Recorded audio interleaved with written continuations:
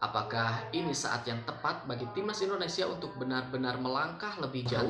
Kenapa Indonesia selalu gagal di momen-momen paling menentukan? Banyak mantan pemain dan juga pengamat menjawab dengan satu kata, yaitu Assalamualaikum warahmatullahi wabarakatuh. Salam sepak bola. Hasil undian Piala AFF 2026 akhirnya resmi diumumkan, dan sejak itu ada satu hal yang jadi pertanyaan. Apakah ini saat yang tepat bagi timnas Indonesia untuk benar-benar melangkah lebih jauh? Di video kali ini, mari kita bahas. Indonesia ditempatkan di grup A, satu grup dengan Vietnam sang juara bertahan, Singapura yang syarat dengan pengalaman, Kamboja yang terus berkembang, serta pemenang playoff antara Brunei Darussalam atau Timor Leste. Sekilas, grup ini terlihat cukup bersahabat ya. Bahkan mungkin banyak dari kita yang menganggap ini sebagai grup yang ringan. Meskipun sebenarnya sepak bola, terutama di Piala AFF, itu tidak pernah sesederhana hitung-hitungan di atas kertas. Piala AFF selalu punya cerita sendiri. Turnamen ini memang tidak masuk kalender FIFA, tapi bagi negara-negara ASEAN, gengsi dan harga diri tetap dipertaruhkan. Setiap pemain yang turun ke lapangan tetap membawa nama negara, dan karena itu sudah pasti tidak ada tim yang datang hanya untuk sekedar ikut serta. Semua serius, termasuk Indonesia. Indonesia sendiri sebenarnya punya rekam jejak yang bisa dibilang cukup pahit di Piala AFF, karena meskipun sudah 6 kali masuk final, namun belum satu pun berakhir dengan trofi. Dan yang paling kita ingat tentu final 2010, ketika harapan begitu tinggi tapi akhirnya harus pupus. Sejak saat itu satu pertanyaan terus menghantui, kenapa Indonesia selalu gagal di momen-momen paling menentukan? Banyak mantan pemain dan juga pengamat menjawab dengan satu kata, yaitu mental. Dan mungkin karena itulah Piala AFF 2026 kali ini terasa berbeda, karena untuk pertama kalinya dalam beberapa waktu terakhir timnas Indonesia ditangani oleh pelatih yang reputasinya dikenal kuat dalam membangun mental bertanding.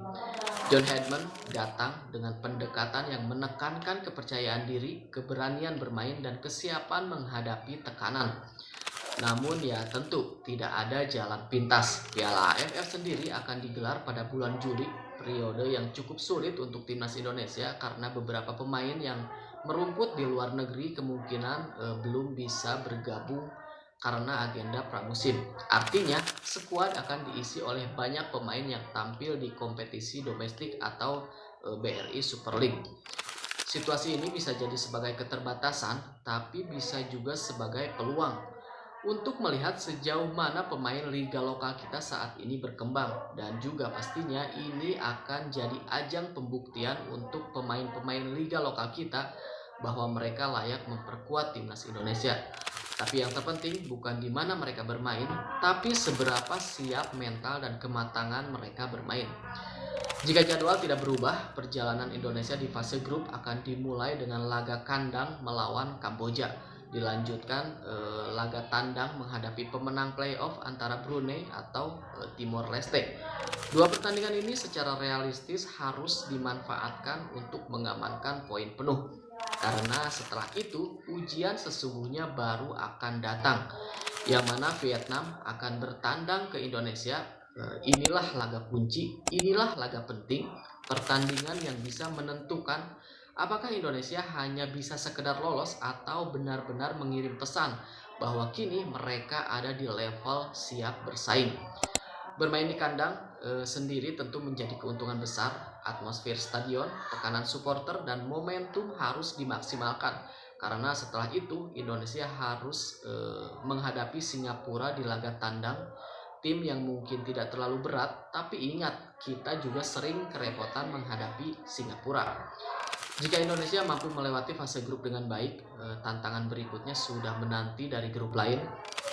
Thailand, Malaysia, dan Filipina berada di grup yang sama, dan siapapun yang lolos dari sana sudah pasti bukan lawan yang mudah. Artinya jalan menuju final masih cukup berat. Lalu apakah Indonesia bisa juara? Jawabannya masih terlalu dini untuk kita bisa memastikan.